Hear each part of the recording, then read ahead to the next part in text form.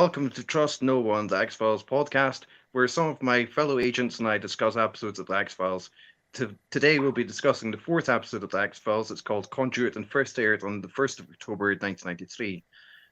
Do you consider this a mythology episode, and what do you think about the tone of the episode? Was it too soon to return to a story about UFOs? I think I'd say it's never too soon to return to a story about UFOs. The more the merrier. But what I really like about this and why I think it's important in terms of mythology, but also, the whole experience is the building of the relationship between Mulder and Scully, and that Mulder gets to be vulnerable. We get that reason for his questing ultimately, and so that's why it's essential, I think, at this stage in the first season to have this episode. And although it doesn't introduce a new kind of form of the supernatural, yes, we've had UFOs before, obviously in a former episode, but I think it's essential in terms of we understand why he cares so passionately about that issue and why he's prepared to risk everything to do that. Yeah, I was pleasantly surprised that they jumped in so quickly in the series to get to the root, well, maybe the root of some of his issues. And so I loved that. I absolutely loved it. I thought it was great. I thoroughly enjoyed it. And I was surprised about him having the younger sister, of course, and just how he still has not gotten over that, probably never will get over that, still looking for her, which explained so much. Because, somebody even asked me, well, why is he in the basement, rifling through X-Files? And this certainly answers that immediately for new viewers to get a real understanding of where he's coming from and why he does believe. So I loved it.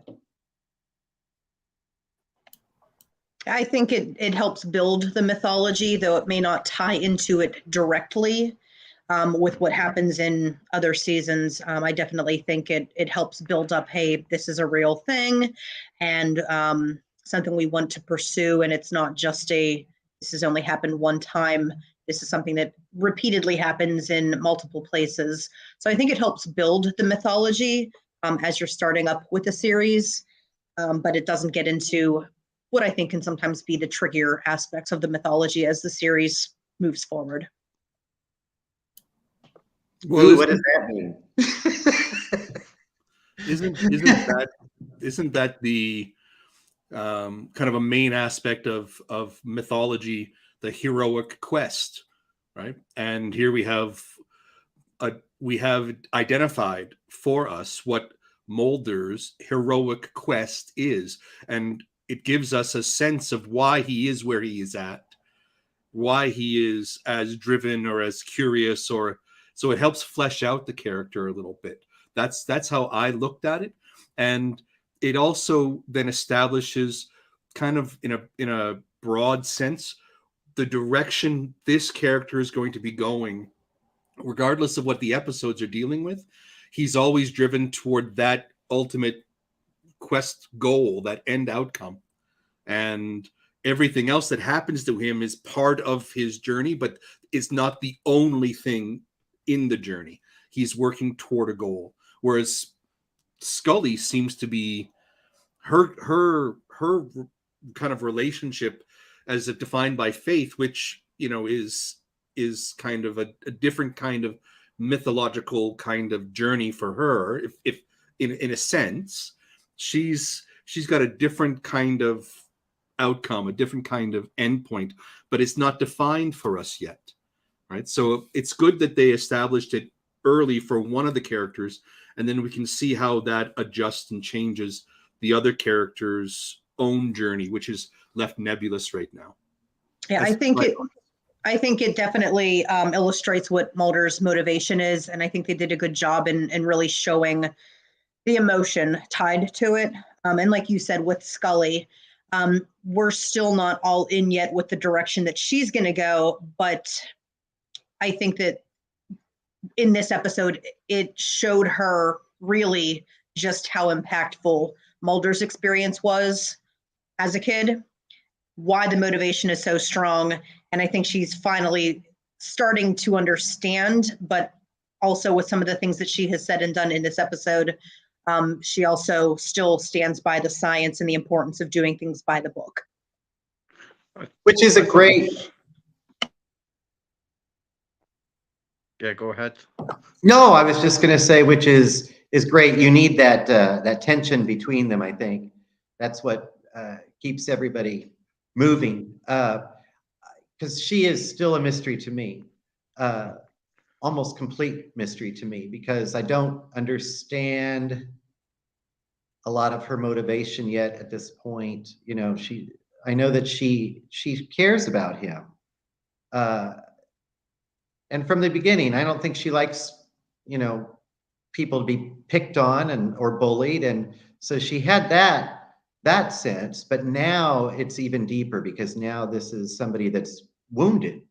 And there is a method to his madness, and there's a reason behind this that she now sees, and it's very human. And you know, the loss of the sister, and it'll be really interesting to see how that plays out with her, especially while she deals more with the FBI. And it'll be interesting to watch how she navigates those waters, I think. I thought it was interesting to watch it like the second time. I watched it twice today, and like the second time I paid particular attention to the character arc that Mulder goes through, where it's like, well, both of them actually, like at the beginning, like you're seeing things from like the outsider of Mulder's situation, with like Scully and Blevins talking about the case basically, and the case being shown at the very start, and then the character arc of sort of coming to an understanding and the vulnerability of like Mulder's sister sort of being explored more than than it is mentioned in the pilot. And yeah, we'll get into that later. Do you want to proceed with your first question, Agent Bent? I would love to. Yeah. So I think what's really interesting about this episode for me is it's around this idea of reliable and unreliable witnesses.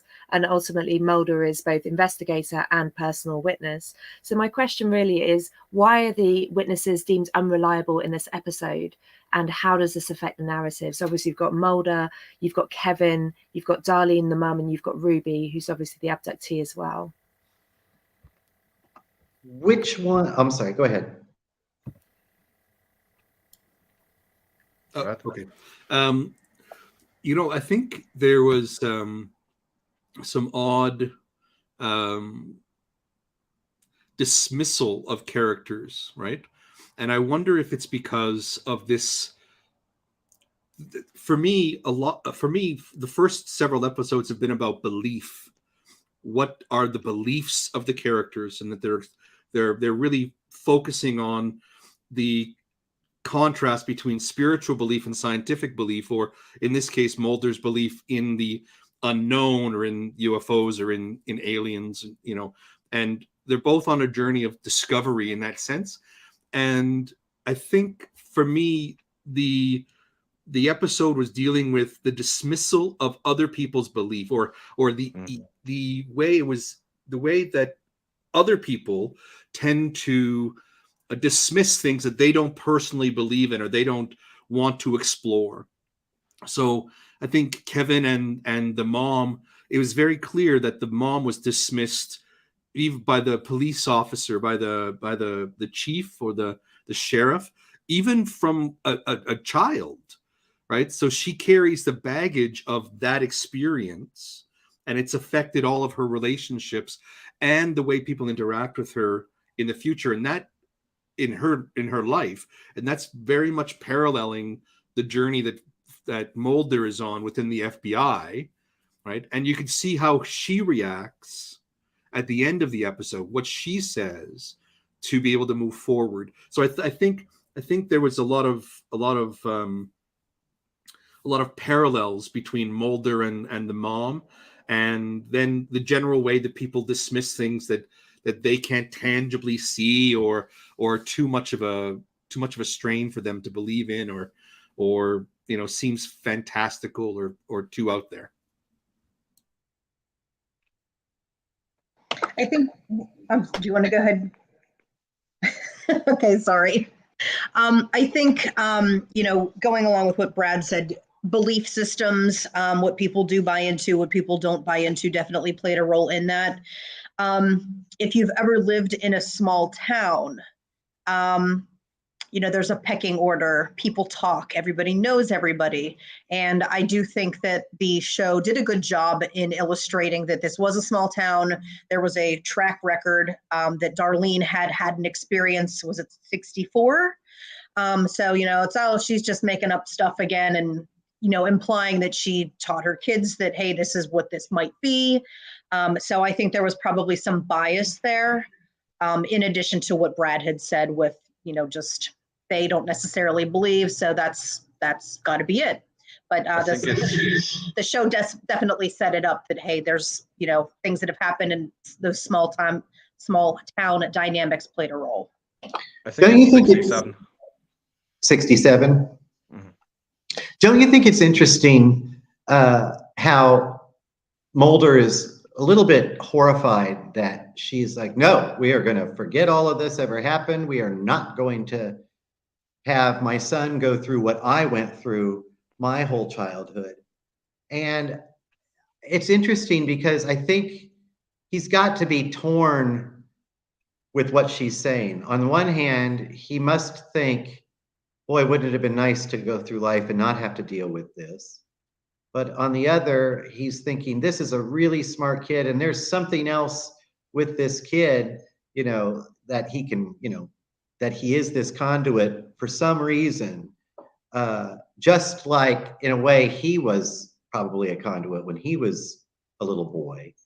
And so I found it really interesting, his reaction to her, because he had to have been torn in how he felt about what she wanted to do, which was to block it all out. And we're never going to talk about this, and she's not going to go through this. And I just thought that was very interesting. And obviously parallels his life, with his sister as well. So I just thought that was neat. Very well done. Mama Bear. I hated the red herring girl that murdered the boyfriend and stuff. I just hated that. I understand why they did it, and it was a little twist, but I just hated it. I think one of the things that I found really interesting about this was, like you say, the small town mentality and the just willingness, absolute willingness to just go, well, your daughter's the one who's always found in parked cars and she's puking her guts up, as if somehow her promiscuity and her alcoholic behavior is therefore like cause to disregard any version of events that doesn't place her as the villain. And I think there's a lot of that. I think there's a lot of, your reputation, and then your reliability, and, it goes through our legal system in the UK. Absolutely. You get witnesses in court who talk about, previous character or, what kind of person they are. And it's like, actually, there's a lot going on there, I think, in terms of the way that young women who are promiscuous or behave like young men effectively are vilified and are kind of written off, and something bad was going to happen to her, as if that's just part of the natural order. So I found that really, really interesting. And Darlene as well is very similar, isn't she? You can imagine she had quite a similar kind of journey, I think. What were you going to say? That sort of like lines up to what a comment that's been posted. Do you want to read that, Agent Ben? Oh yeah, the local cop also dismissed the abductee as a bad girl who perhaps deserves a good. Yeah, exactly, absolutely. That's exactly my point, Lisa. Yeah, so I think that's a really important one. And then when it comes to the reliability of the young boy, I mean, Mulder was 12 when his sister, sort of age 8, was abducted, and clearly Kevin's a bit younger than that. But still, Kevin somehow has this incredible ability. Why is no one asking him the questions? Why is nobody getting in there?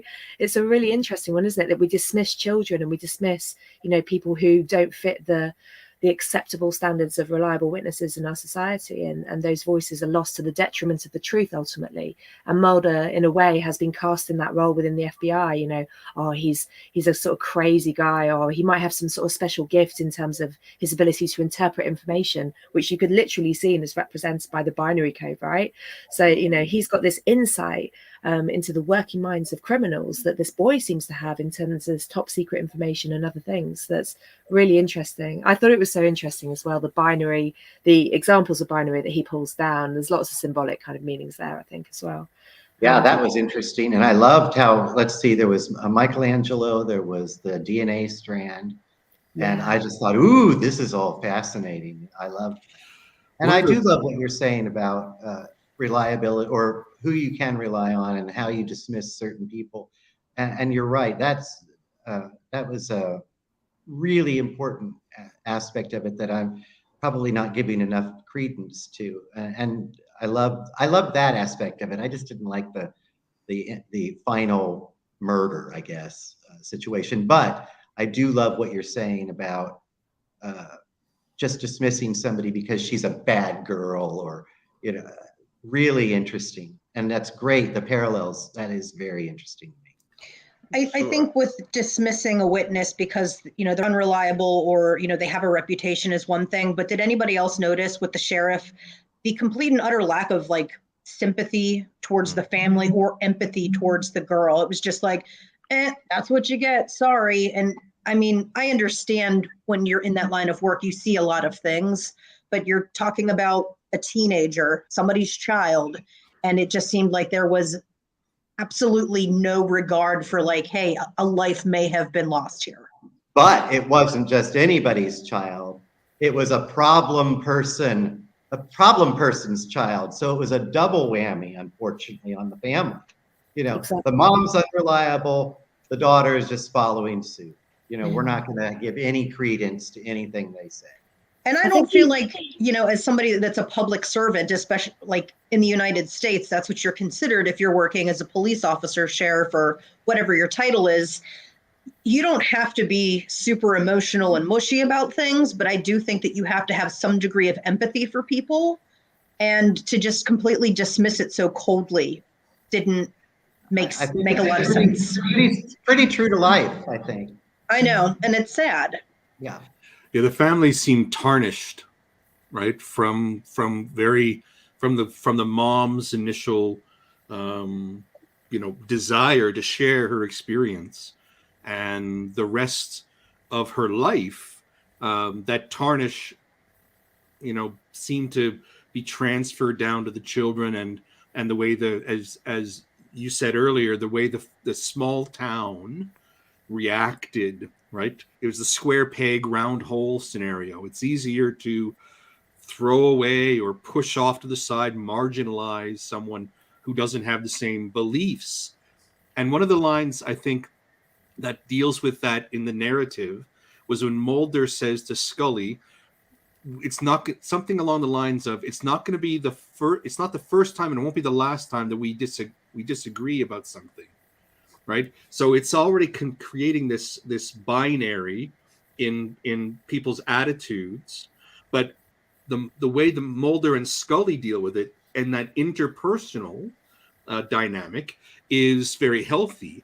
The way the rest of the world, the FBI institution or the small town, the way they deal with it is not so healthy, not so conducive to growth and change and support and nurturing and all of that, right? So I think there are layers of what's going on in this particular story.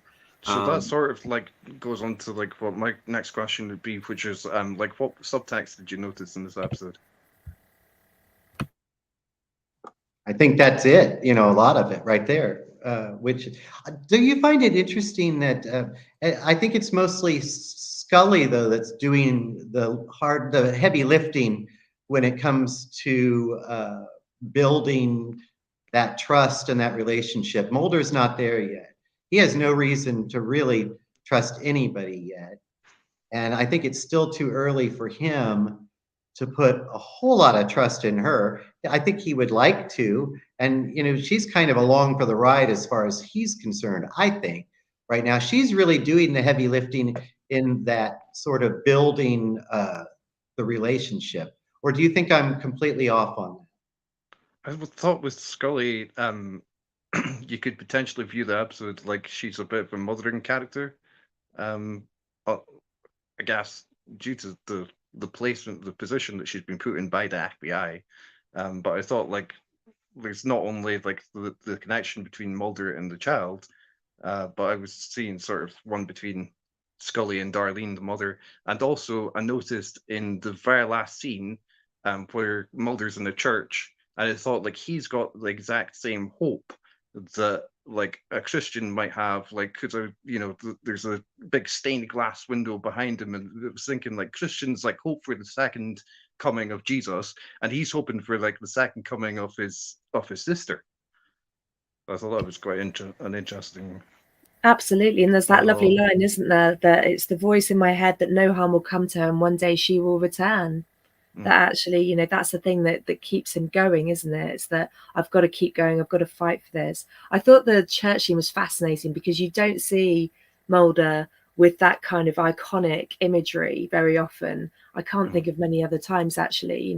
The sort of Christian faith is very heavily associated with Scully instead, even with just the presence of a crucifix in the earlier episodes. But I think there is also that idea of,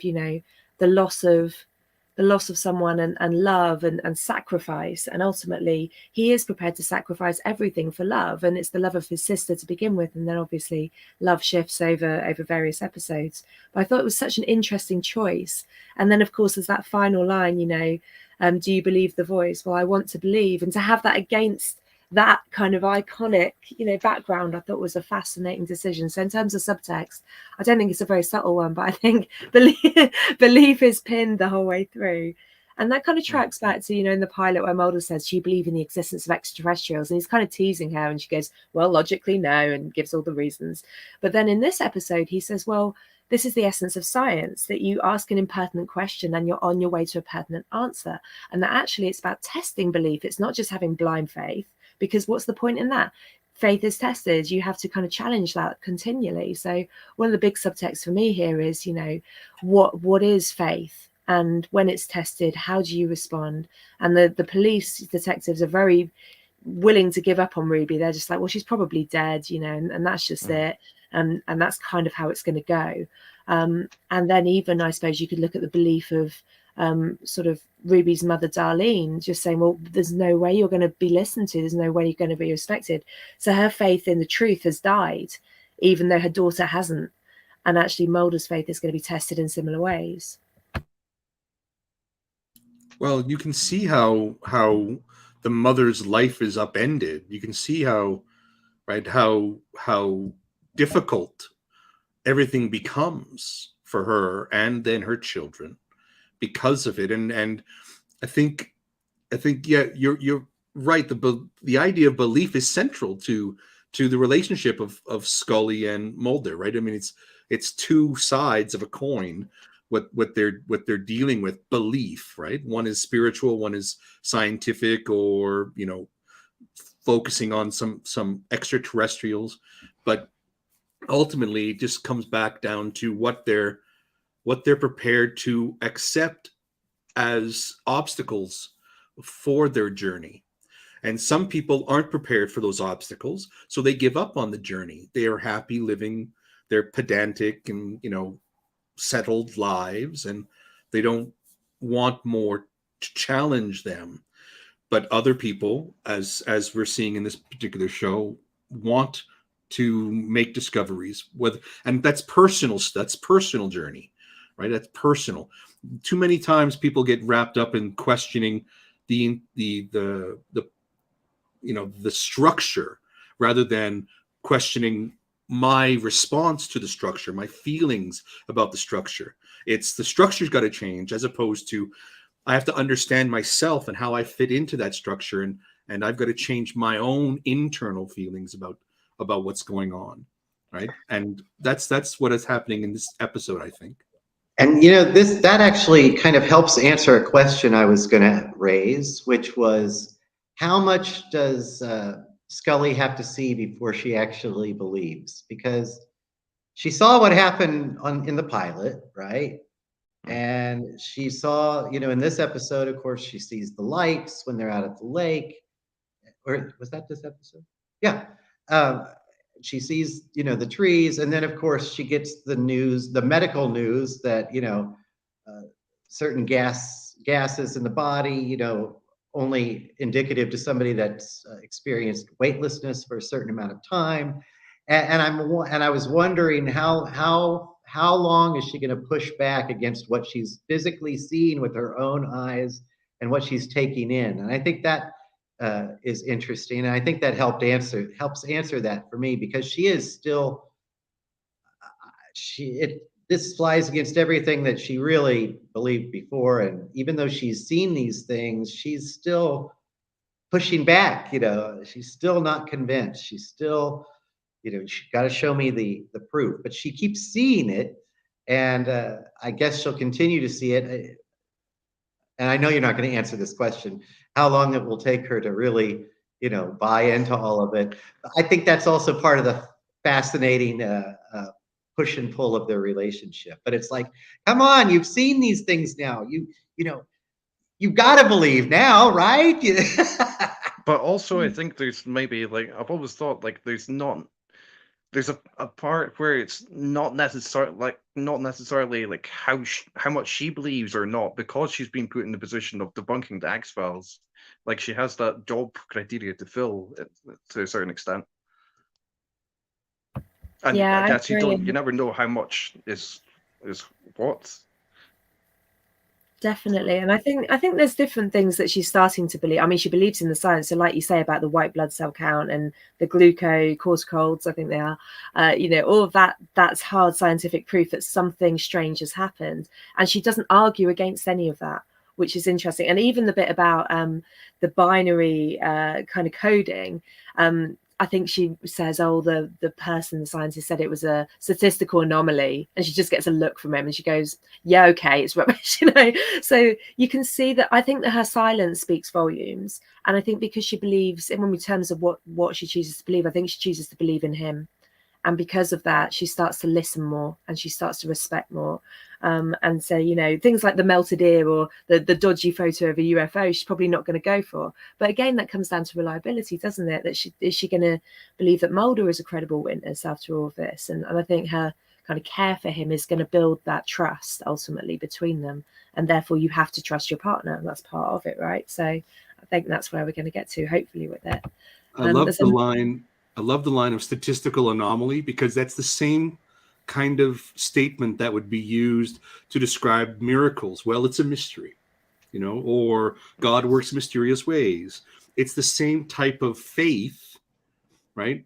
Without evidence, that both sides of the coin are really exploring of the spiritual versus the scientific. And Scully's scientific kind of understanding of the world as a physician married with her spiritual self, whereas Mulder's scientific and rational understanding as an agent of the FBI and a detective and trying to understand the way the world works, the patterns of people's behavior, etc., and then the extraterrestrial on top of that. So it's this other mixing together, right? So I liked that in this episode they're playing with those two things, and they're not saying they're polar opposites. They're actually saying they operate in parallel, and maybe even because they're the same journey, but just in kind of a different lane, so to speak. Yeah, and I think Lisa just had a comment popped across the screen where which is something. It popped up and then it was gone, but it was something about there it is. But she hopes this is a scientific explanation for everything, and I think that's true right now, and that is an interesting juxtaposition, because she has this faith. Well, there's no scientific proof for any of that, but she has that. So interesting. And regarding Mulder, Agent Bennett, your next question. Absolutely. So, I mean, Mulder is at times, quote unquote, unprofessional in this episode. I mean, the very fact that he starts pulling apart the rocks on the grave, for example, do we still empathize and understand his actions at that point, or do we kind of go, whoa, he's going too far? What do those unprofessional actions do to our impression of Mulder?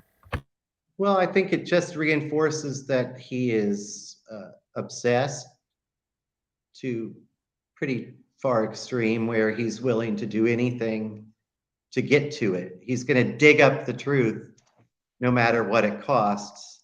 And the law is kind of secondary. At least that's what I got out of it. Just kind of a little bit of a nudge that shows that character-wise, where, you know, he might put himself and others in a dangerous position to get the answers that he feels he needs to have.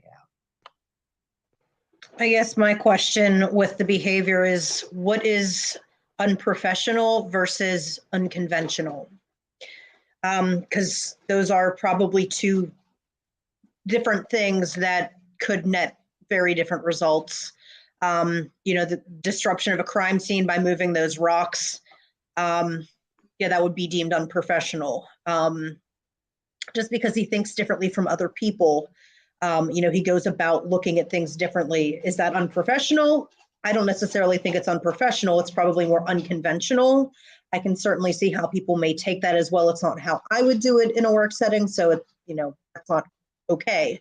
But I do think that that line needs to be defined of which is which. And I don't think so much that it's unprofessional.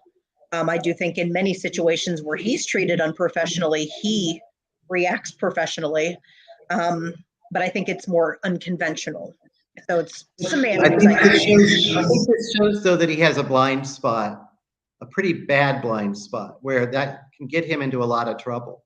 You know, you can only go so far, especially if you are working for a law enforcement agency. You know, there are certain things that I think it's just showing us or telegraphing to us that he's going to be not willing, because I don't think he does it on purpose, but he has an obsession, and there's a drive there. There's a drive there, and he's not going to be curtailed by the law necessarily. That's just what I got out of it. So, what do you think of the acting in this episode? And like, do you have like any favorite characters apart from Mulder and Scully, obviously? Sorry, Dan, can I just go back? I just want to. Oh yeah, sure. I just want to. I think one of the reasons why we see Mulder kind of go off in that direction is the parallel between his own experience and the experience of this boy. His sister's gone missing, and he's so desperate in his heroic journey. He wants to find his own sister. So this is a mini version of that heroic journey for him.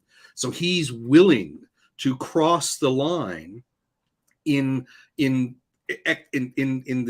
act of solving this mystery, so he can resolve for the boy something that has been unresolved for him.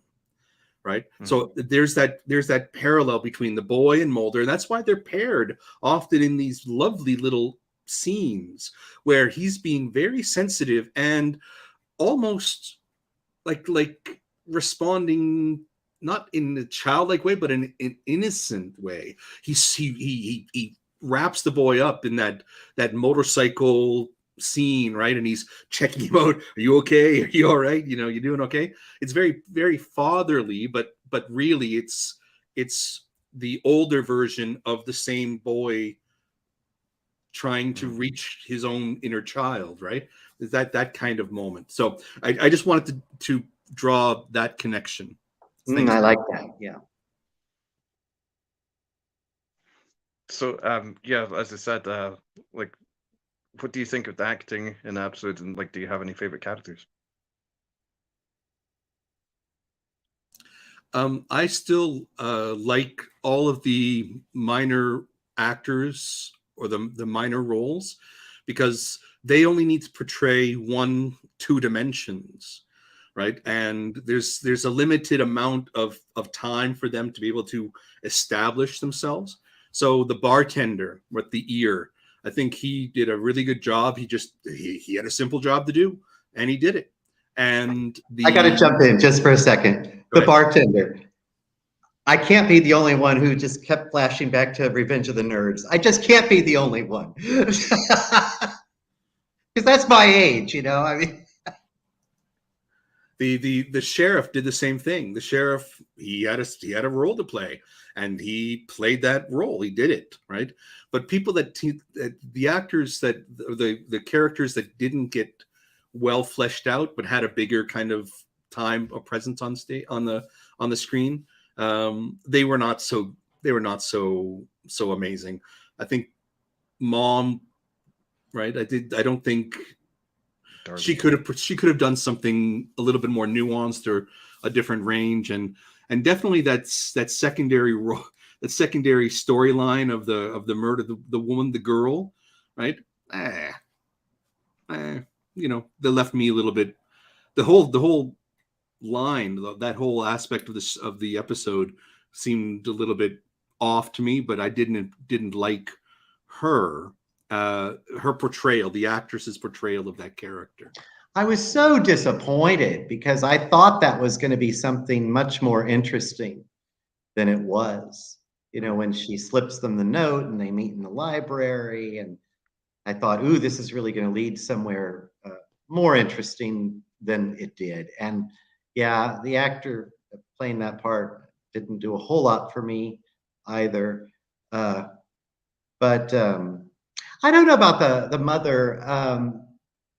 She was hysterical a lot of the time, but I know that was what was required of her.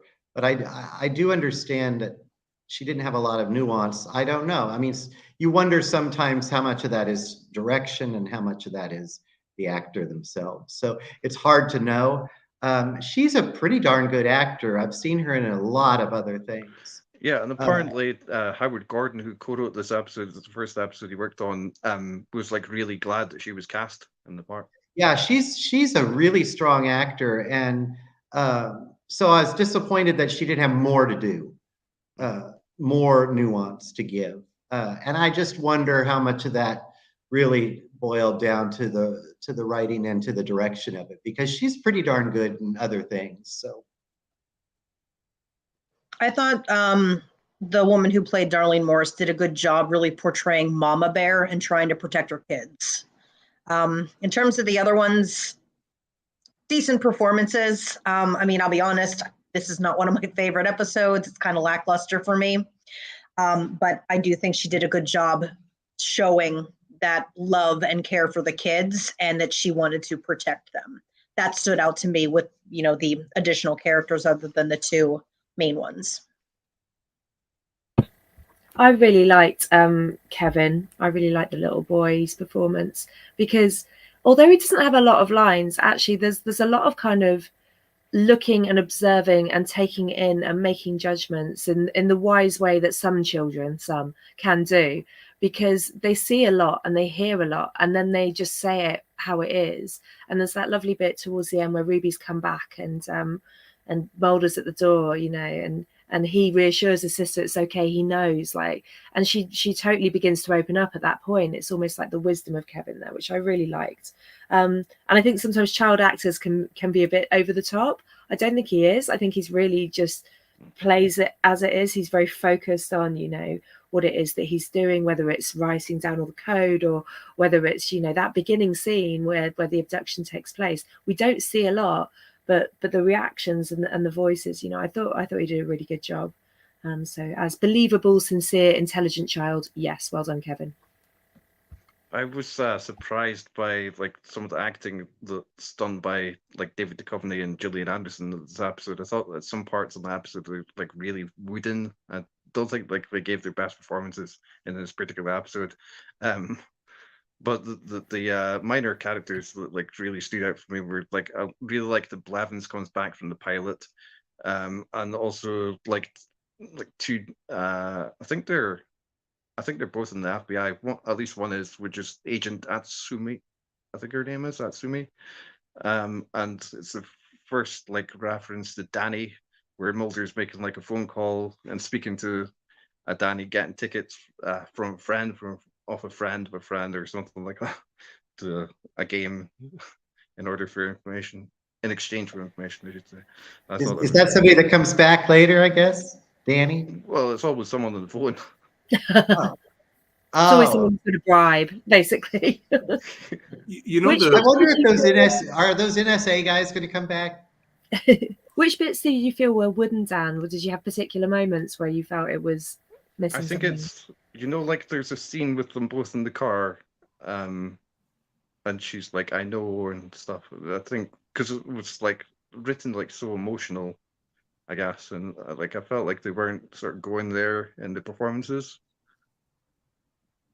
I agree with Agent Michaels. I kind of am kind of a little, blah about the episode. I mean, there are some good things about it, but I don't have a favorite scene so much as I have a scene that I didn't enjoy because I didn't enjoy the same kind of moment in all the other shows so far.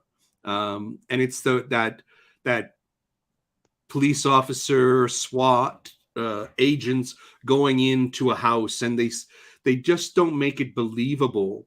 They're going in and they're searching for something, and they're flipping through a book and they're throwing the book down. The moment, if it and it's I think it's directorial, right? It's like, we need to show these people tearing this place apart, but they don't get to the heart of what they're doing in terms of tearing it apart. It's just making a big mess. So they're rushing in with guns, held, and they glance into a room, and they move on, and it's all this very fast, frenetic activity that just doesn't strike me as being honest and true to the moment, right? So Yeah, I totally agree with that. I didn't really like that. Yeah, I totally agree with that. Yeah, I thought that again, that was just it's just a way to cut corners and fast forward to where they wanted to go with the episode. Instead of making it a longer drawn out thing, let's just get this over with. We'll have them just rush in, tear the place apart, and take the family away. And yeah, I agree. I just, I kind of just chalked it up to, it's 40 minutes. That's all the time they have for this, and they got to get through it. But I think it's a little ham-handed a little bit, that whole thing. So I totally agree with that. For me, it's sort of like the that sort of portrayal of like Men in Black characters seem to be a bit like some of the characters in Deep Throat, which goes on to the next question, Agent Bennett. It does. So, my question is, how does this episode's depiction of UFOs and abductions compare with those within Deep Throat?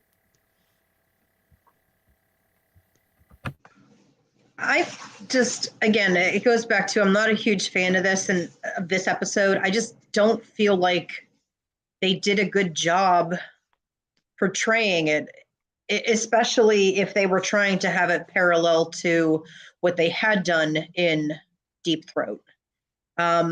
Much more left to the imagination this time.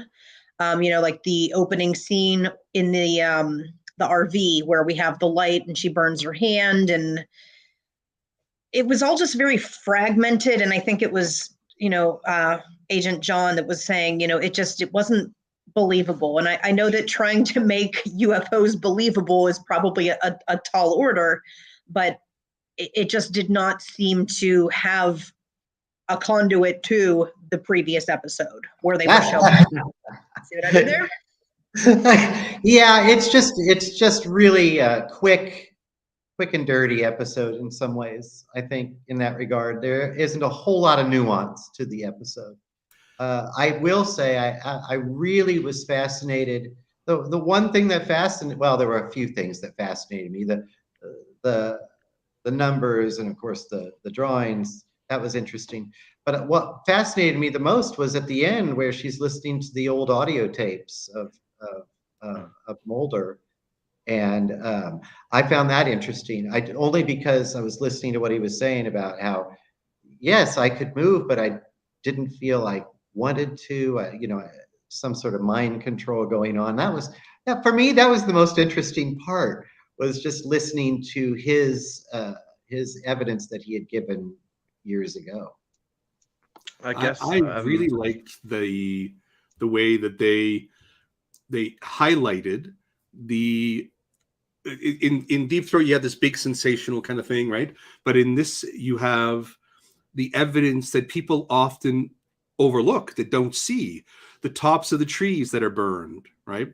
The sand and the rock that's now been melted together, fused together into this crystal, into this glass.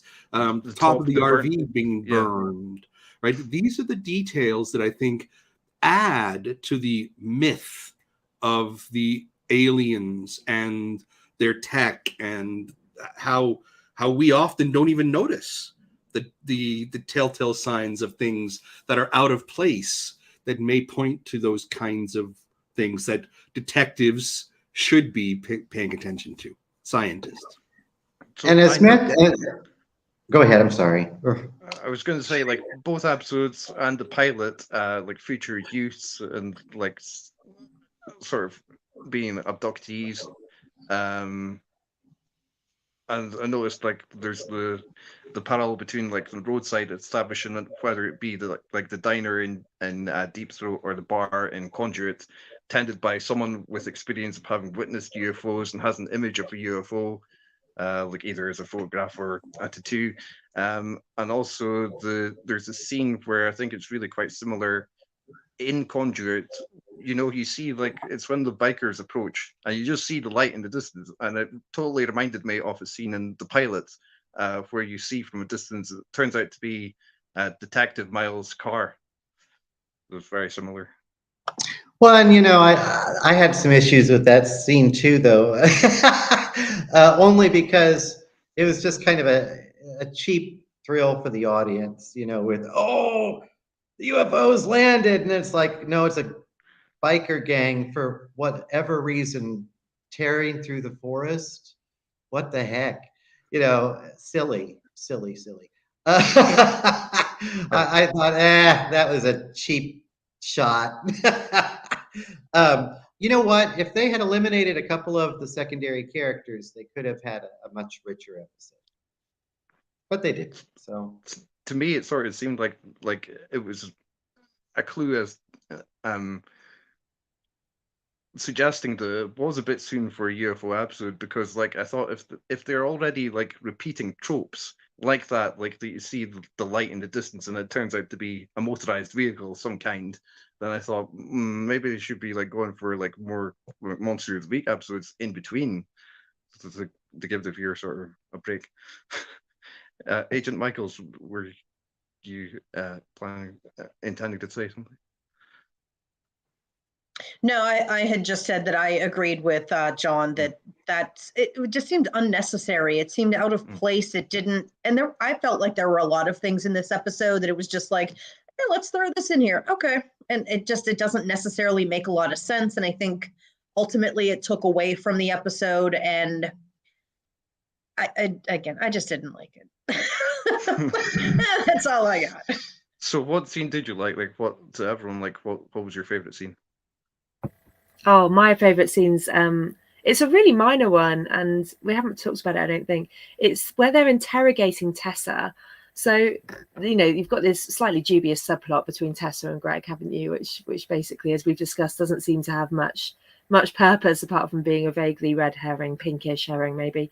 But I really like the interrogation because what it shows you actually is Mulder and Scully can do it. They can get into a room, they can do what FBI agents are actually supposed to be doing, which is interrogate a suspect and solve a murder. So, you know, do they solve this case? Well, they solve it in terms of Ruby comes home, not necessarily through their actions, but at least their investigation means that, you know, people are still paying attention. But they do solve a murder, and I think that's overlooked, actually, is that they are very capable of seeing through BS. And, you know, the fact that they go after the handwriting, they're astute enough to pick up those things.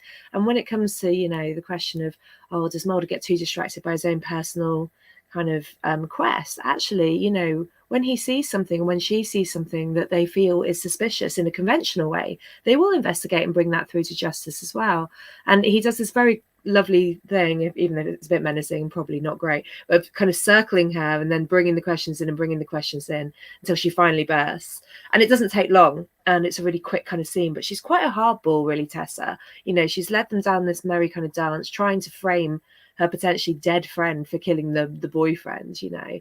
And I thought that was a good scene, that not only do they then also have to make friends with the local police to get the contact for the doctor, which, you know, isn't information you would get very easily unless you had good reason. So I thought actually that was a nice scene. I really enjoyed that, and it reminded us that they will do their professional FBI job as well as pursuing these greater causes.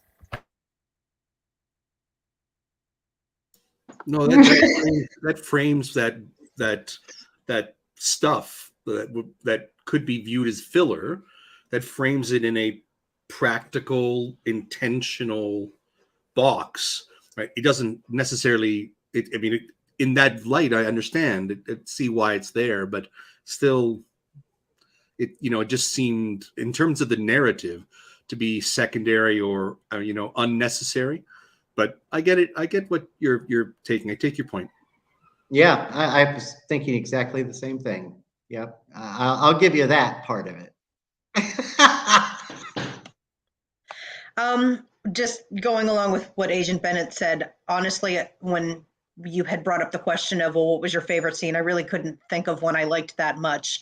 But now that you put that into perspective, David Duchovny's acting, just the forcefulness of that interrogation, the bam, a couple of times there. I don't know if we had seen that yet. And, it shows his abilities as an actor, and to really portray that part as, like the tough FBI guy, which, especially in this episode, I think we saw a much more softer side of Mulder. So, to switch it up with that scene. So I'm glad that was something that you liked, and that, that made me think. So that's cool. So thank you. I think that's really interesting. You both like that scene. I would say like that's one of my least favorite scenes in the entire episode. I think it's just like due to like the sheer number of times Mulder says Tess's name. I was like, to me, it didn't seem convincing. It didn't seem like well acted. So yeah, it was good to hear a difference of opinion about that scene.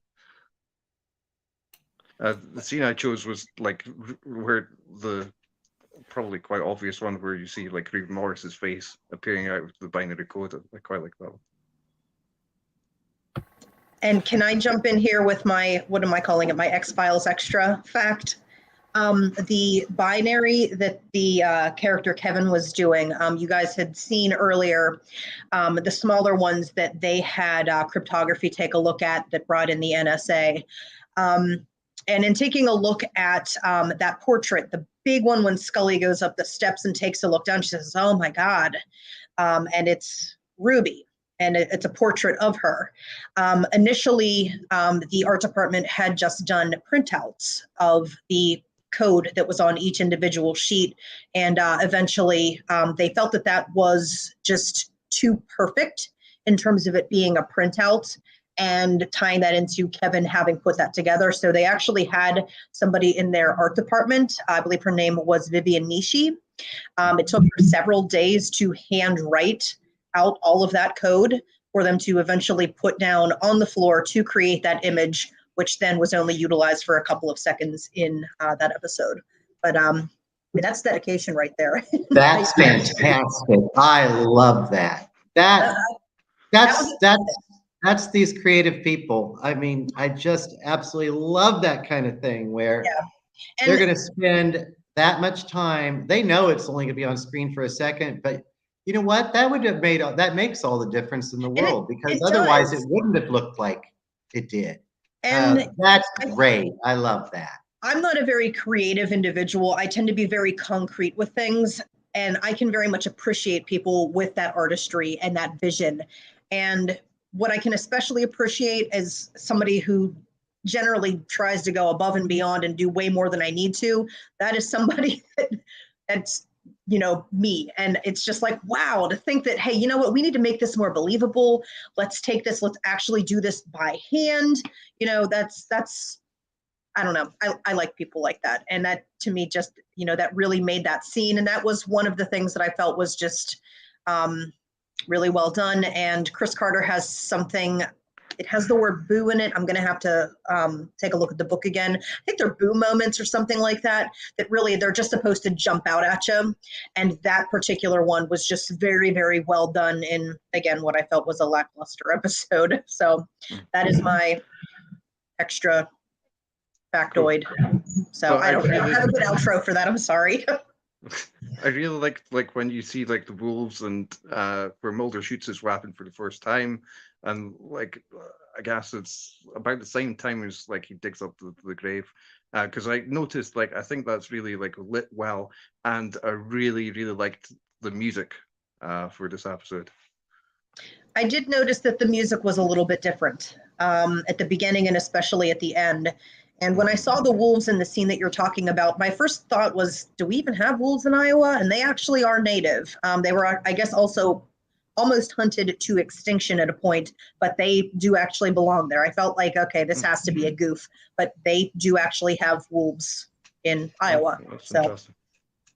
That's very cool. To add on slightly to the music point, you know, I absolutely loved the soundtrack to this. I thought it was awesome. I've used it to kind of go for walks too and stuff in the forest. It's really cool. So well worth recommending doing that. But also there is the clip, isn't there, from the Brandenburg Concerto, obviously Bach's fourth, and it's the Allegro. It's the beginning section, the slow bit. And what's really clever about that piece of music is that you've got a competition on the go basically between a violin and two recorders, and they're both vying for kind of solo position the whole time in that piece. And it's that idea of like dominant truth or like conflicts that I think set up there. So although it's like a really tiny little part, I think, you know, all those things are chosen for a reason, aren't they? And I just love that that was featured because it feels like a very upbeat kind of joyous piece of pretty music, but actually there's a lot of conflict and a lot of tension in there as well. So yeah, well chosen team. That scene in the show reminded me of kind of it just outlined bits and pieces of information, right? Little bits, little blips.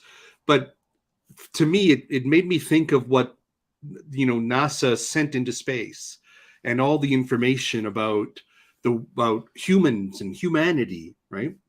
And how else would extraterrestrial life, you know, communicate? They get this message, they decode it, they understand, so they send it back, right? And here's this kid, a conduit, he's picking up the information, right?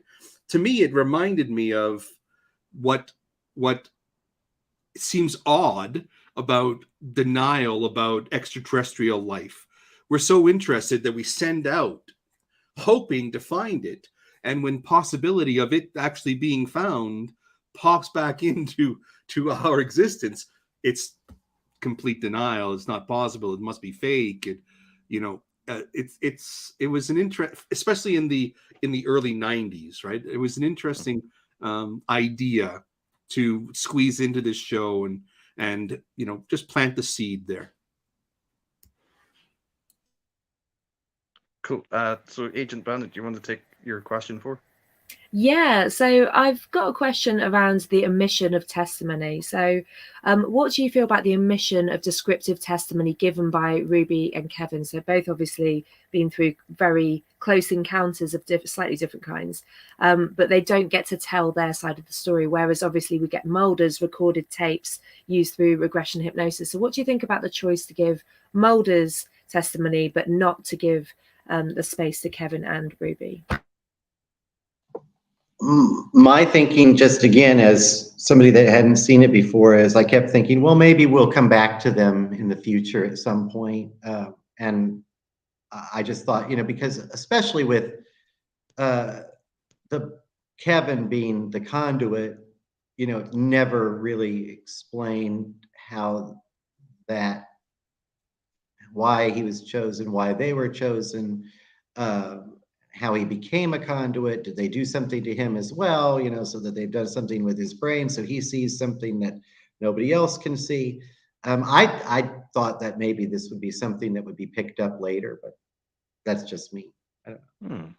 Speaking of which, it just crossed my mind. Maybe it might have been interesting for Kevin to have returned, which he doesn't. Well, spoiler, but yeah, I thought just now like it might have been interesting to use him instead of introducing a new character, i.e., gives him praise. But I guess like they've got like different things that they do in the plot and stuff like that.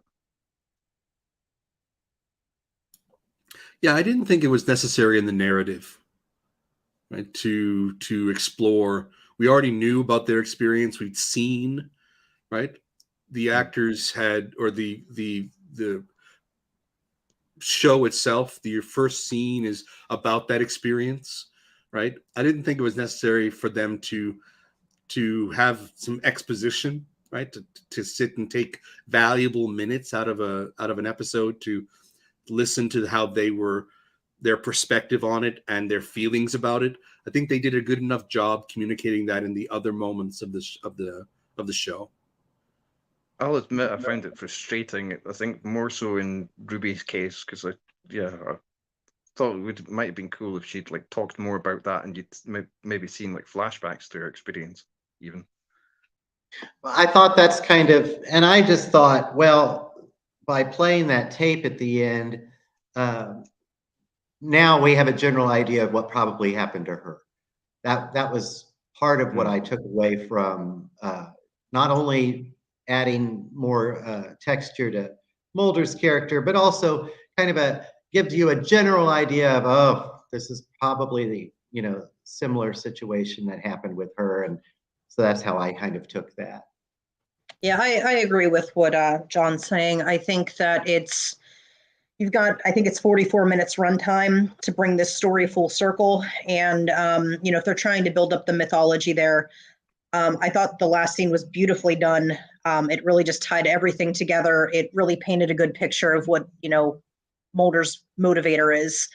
And, like John said, probably parallels with what had happened to Ruby. So even if she had told her story, I don't know if it would have had the same impact with her explaining it versus that recording that Scully was listening to.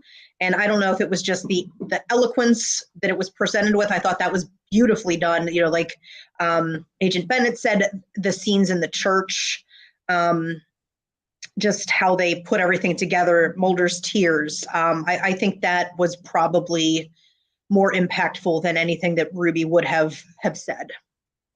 That's a good point. But Ruby did say something that I think was important in her hospital bed moment, right? I'm not supposed to talk about it, or they don't want me to say. That gives some gravitas to her experience and adds the conspiratorial kind of component that is a through line to a lot of the stories that we'll see in the series.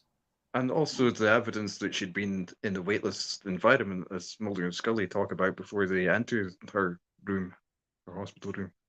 So maybe that was done to just leave that open-ended for her. And again, us thinking, okay, what could it possibly be? That whole concept of it's scarier when you don't actually know versus what you're making up in your head. But, with the mythology coming up in the series, it leaves things open-ended and probably gave the series creators and writers a lot more to go with rather than just putting this here and this is what it is. And well, now we have to work with this, but kind of keeping that open. It gives them more to work with in the future. So perhaps that was not just, an oversight or we ran out of time. Perhaps that is something that they did intentionally to allow that mythology to grow exponentially as we move forward. Mm-hmm. Agent Michaels, you wanted to speak about Lake Okoboji. So I know I had mentioned in wasn't the pilot episode, it was the second episode, where they were at Ellen's Air Force Base, and there was not an actual Ellen's Air Force Base, and we had a conversation off the live, just talking about how there's going to be things that they can use and that they can't use.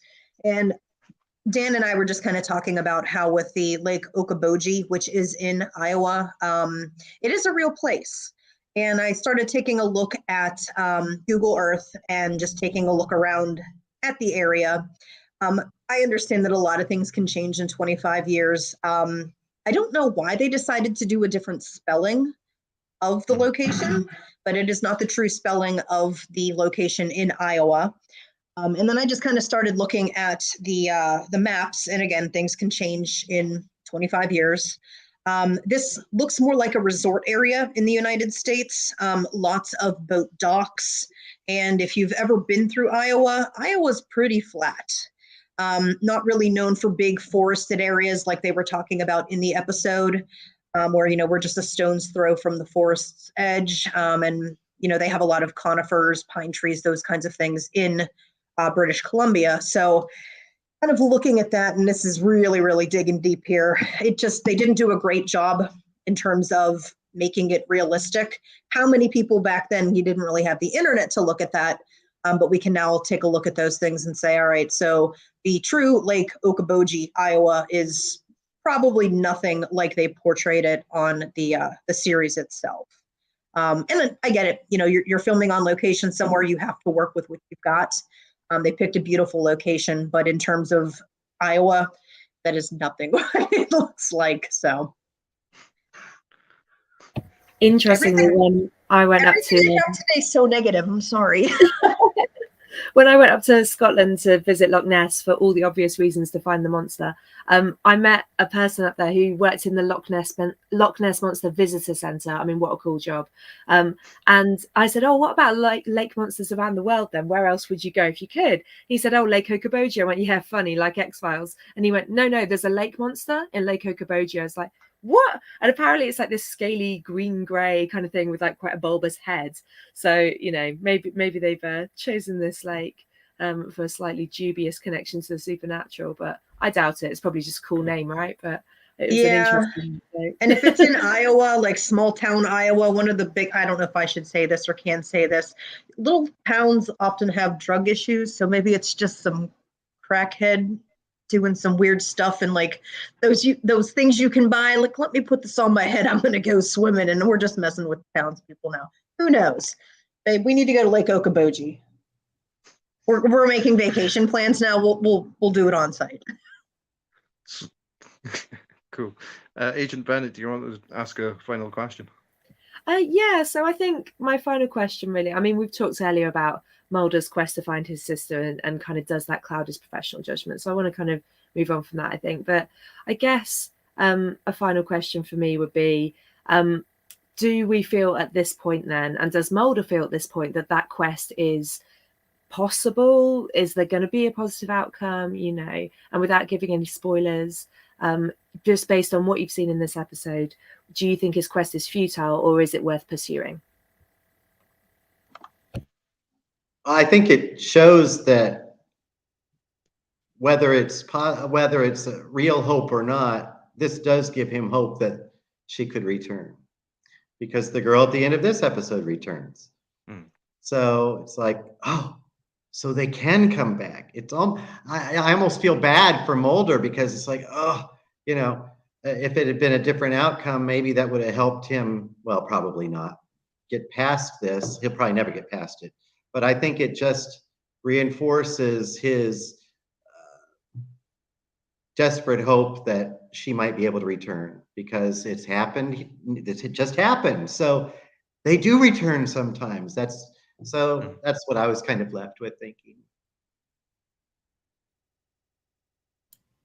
Yeah, I think that it's the hero's quest is the hero's quest, right? In mythology, you sometimes reach the end of a chapter of the quest, but it never actually ends the quest. So I think that's what this is about. And John, I think you're right. I think the fact that Ruby came back gives him hope, gives him life, and that breathes in or blows in valuable oxygen to his belief, to his hope, right? So these little signs that again ties in the spiritual with the scientific, right, to belief. These little signs fan the flames of hope, and for many people, it's the signs that they see as a spiritual kind of message. And for Mulder, it's this universe giving him a sign, but it's bottom line belief.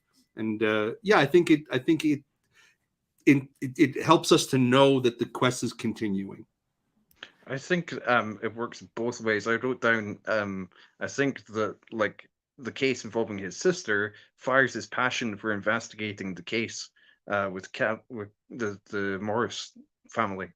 I think both are true. You know, they both fire his interest and his determination to, you know, keep investigating. And I was thinking of just about a particular scene where Mulder is walking away from Scully and like absolutely adamant that he investigate the case. I really like that scene. So yeah, go ahead.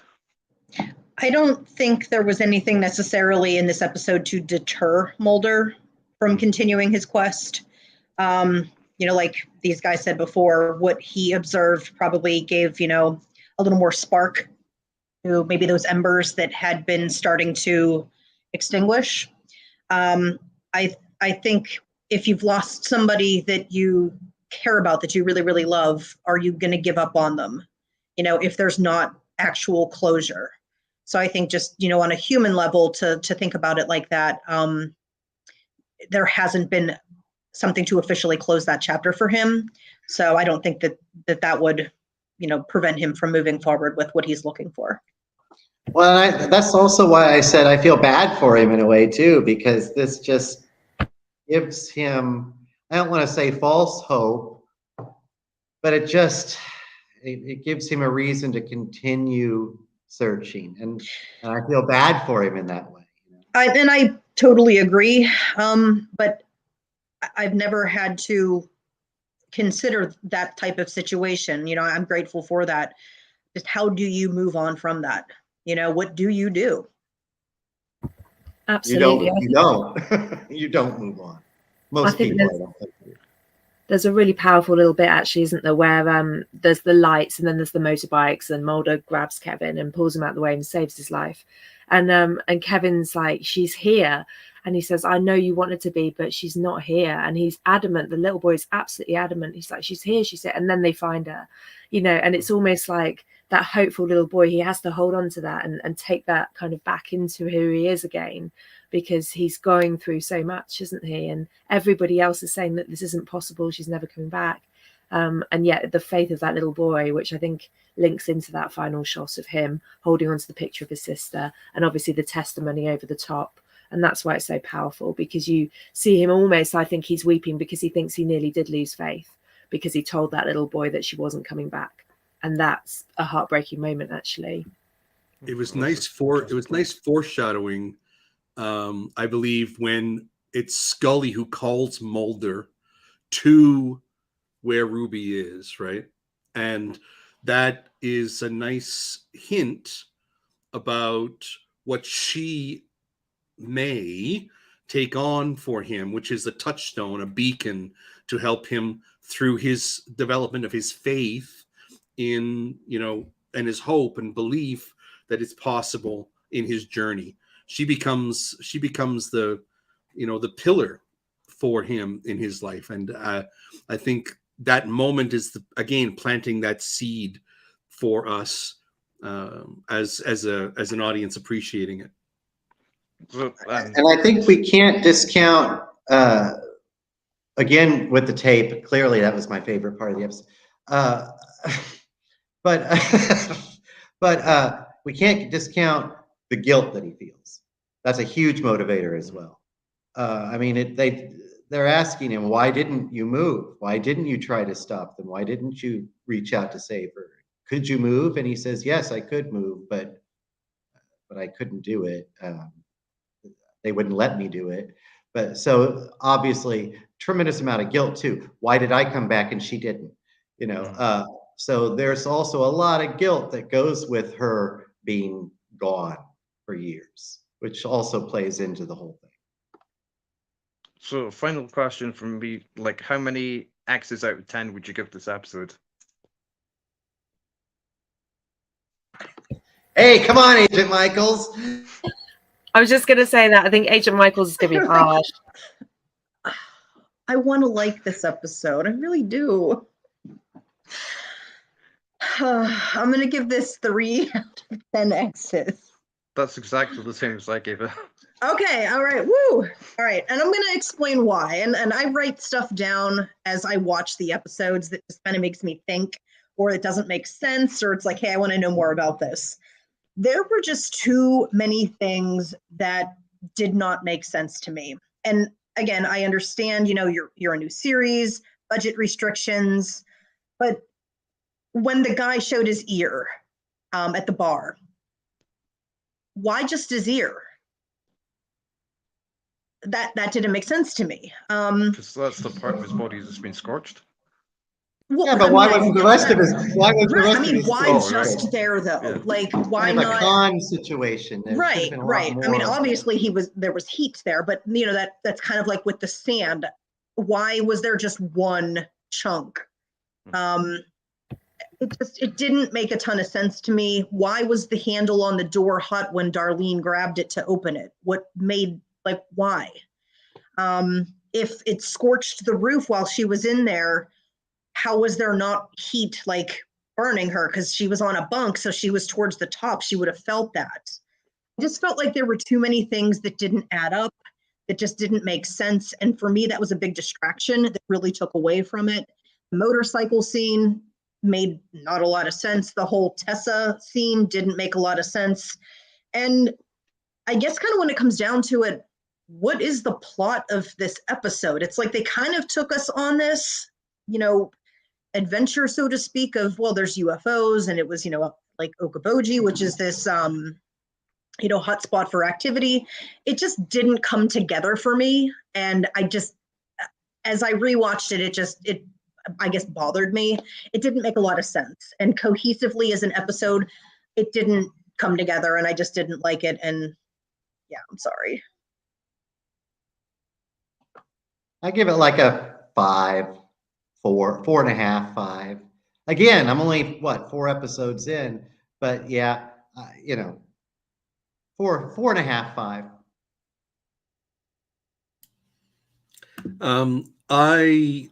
I also didn't think it was a strong episode, but and for very similar reasons.